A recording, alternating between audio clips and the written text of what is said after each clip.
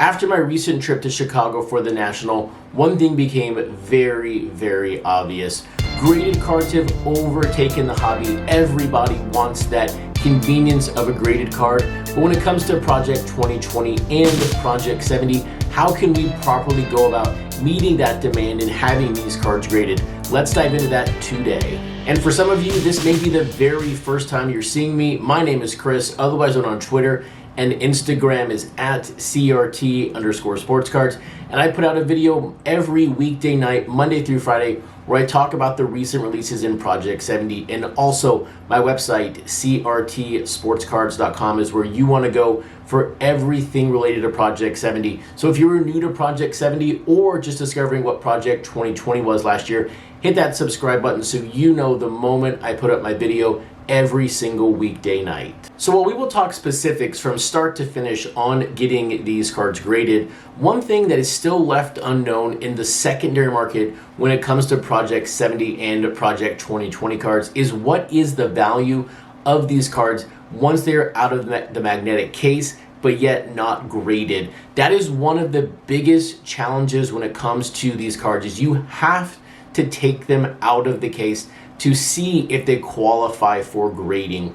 And this story for me when it comes to grading Project 70 and Project 2020 cards starts over a year ago. When you take a look in the history of my channel, I have a video out there where it says, what is the safest way to grade Project 2020 cards? And at that time, it was just go buy it graded. Don't spend any time, don't spend any resources trying to get these graded, because taking the card out is a massive risk. Now, that was back when the Project 2020 cards were selling for hundreds, if not thousands of dollars, so the risk there was greater. But now, in Project 70 days, where most of these base cards are only worth 20 to 30 bucks, the risk is very low, which means the upside is very high. Imagine taking a 25,000 or 14,000 or even a 5 to 6,000 print run card and then turning that into an SGC 10 or maybe even like a PSA 10 or a BGS 9.5.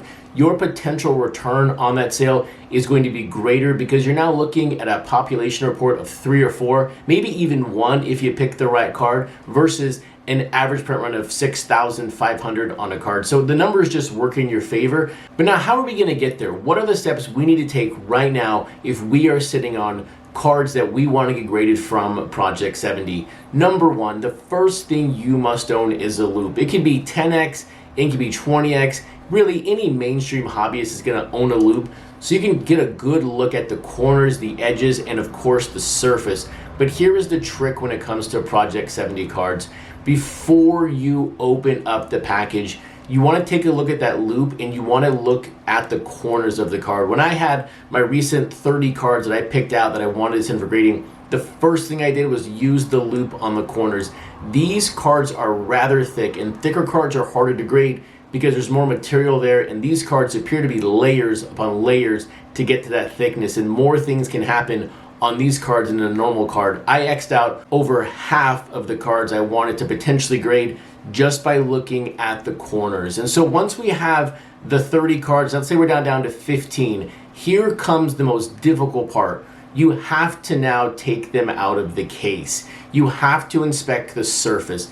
The surface on these cards is the biggest challenge, in my opinion, that you are going to have. And that is because these cards versus normal cards you find in a pack are hand packaged. And so when I started inspecting the surface of these cards, two things stood out to me almost immediately. Number one, the fingerprints. And I don't know why there were so many fingerprints on these cards. Apparently, maybe the people packaging them or somewhere along the line are not wearing gloves, but the fingerprints were numerous on the cards. Thankfully, though, they wipe off very easy with a microfiber cloth. But the second one here, and this is something I could not see through the loop while it was in the case, the surface scratches on these cards. Now, thankfully, some of them did come right off. Some of them were surface scratches, but some of them were rather deep. And I don't want to risk spending 30 bucks with SGC and extra shipping money to have this card come back in 8.5 because of the surface being scratched. And this is why I say you always have to take these out to grade them. You cannot send these in just willy-nilly and hope they grade out very well. That's literally lighting money on fire because you have no idea the condition of the card. But let's say you get a card out and let's say it has a surface scratch. What's the worst thing that's going to happen? You're going to end up with this. This is just the DJ Ski Mickey Mantle card, and I didn't send this one in for grading because there's a surface scratch on the back here. It's probably not visible, but it's small enough to where I just didn't want to mess with it. But these cards, by the way, look fantastic just out like this because of the glossy finish. So now step number 3, let's say you find a card out of the case that has no scratches, no fingerprints, it looks perfect to you. How are you possibly going to get this very thick card to your grading company of choice? Normally when it comes to these cards, you throw them in a penny sleeve and then you put them in a card saver and you ship them on their way. Sometimes you don't even put them in a penny sleeve, you just put them in a card saver. But when it comes to these thick cards, you have to do something different because you cannot put these cards in a card saver. They're just going to get crushed in shipment, especially the corners. What I use is the thick card sleeves from BCW, and the packaging looks just like this. Those fit the card perfectly. And then from the top loader perspective, what I use is also from BCW, and those are the 168 point top loaders. And so what you end up with is just basically a card like this. This is the Blake Jameson Randy Rosarena that I'm going to send in for grading. As I said a second ago, even if you take all these cards out and just put them in a top loader like this, they look really cool by themselves. The artwork really shines because of how glossy the surface is on these cards.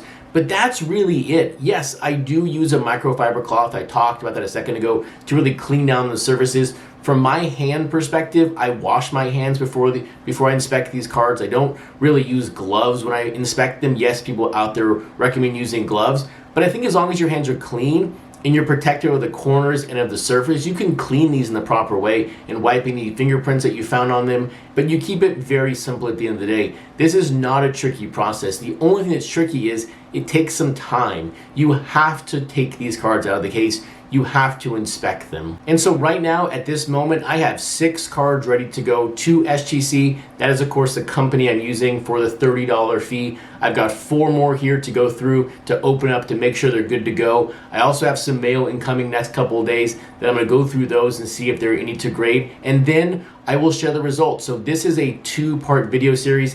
Hit that subscribe button. I'll also then put up a video in the next month and a half when I get the cards back from SGC.